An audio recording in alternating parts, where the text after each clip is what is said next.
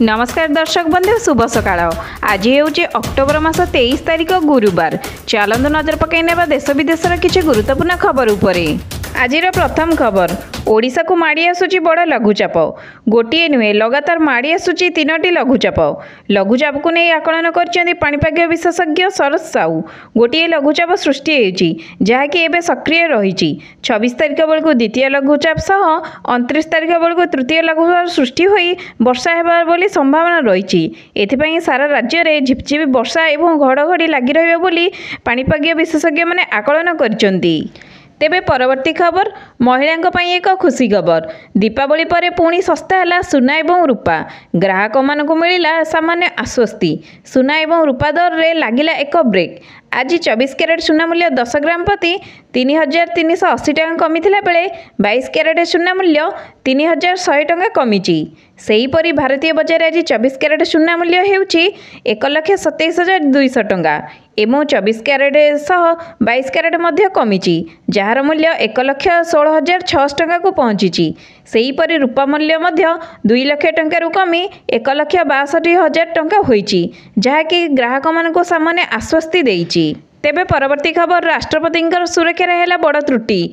4 दिनिया केरल ग्रस्त करिसेंती राष्ट्रपति द्रौपदी मुर्मू एवं एही समय घटिला एक बड़ अघटन। हेलीपैड रे फसिला राष्ट्रपति हेलिकप्टर।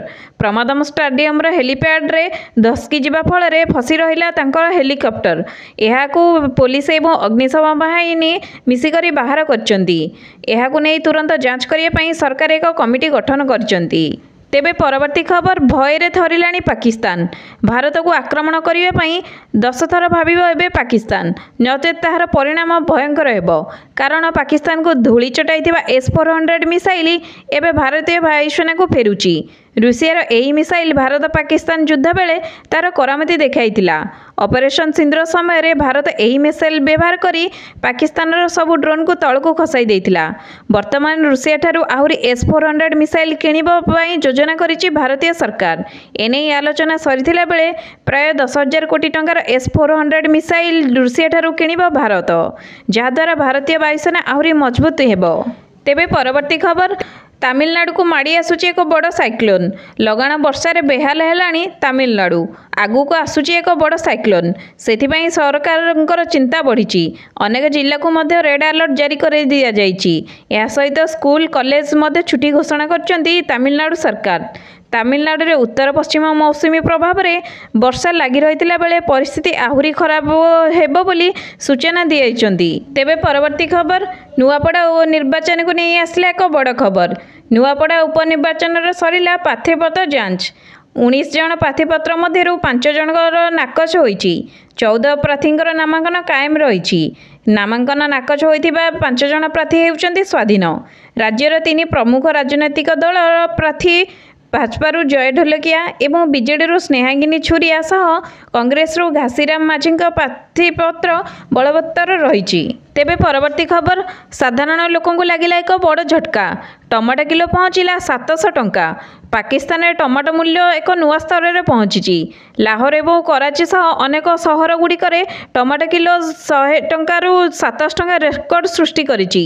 किछि सप्ताह पूर्व टमाटो किलो 100 टंका बिक्री हेउथिला, किंतु अफगानिस्तान सहित युद्ध हेबा फल वाणिज्य बाधाप्राप्त सृष्टि हेबारु एभଳି किछि मूल्य सृष्टि करिछि टमाटो। देशर विभिन्न अंचल में बन्या जोगु फसल नष्ट होइछि, जहा फल टमाटर मूल्य पाकिस्तान रे नुआ रेकर्ड छुईछि। तेबे परवर्ती खबर, उत्तराखंड रे हेबो भारतर 5म धाम एवं उद्घाटन करिवे प्रधानमंत्री। प्रधानमंत्री स्वप्नर प्रकल्प सैन्यधाम एवं कार्य संपूर्ण होईची। प्रधानमंत्री मोदी उत्तराखंड प्रतिष्ठा दिवस अर्थात नवेम्बर 9 तारिख में उद्घाटन पर डेहराडून गस्त जिबे एवं सेठारे थिबा स्मृति स्तंभ रे 1734 शहीद अगणा माटी एवं राज्यर 28टी पवित्र नदीर जल रखा जाइछि। एहार उद्घाटन पर सामरिक कल्याण मंत्री गणेश जोगी पुष्कर सिंह मध्य सामिल रहिचंती। तेबे परवर्ती खबर, भुवनेश्वर 1 नंबर हाटरे घटिला बड़ अग्निकांड। जलीगला 40टी दुकान।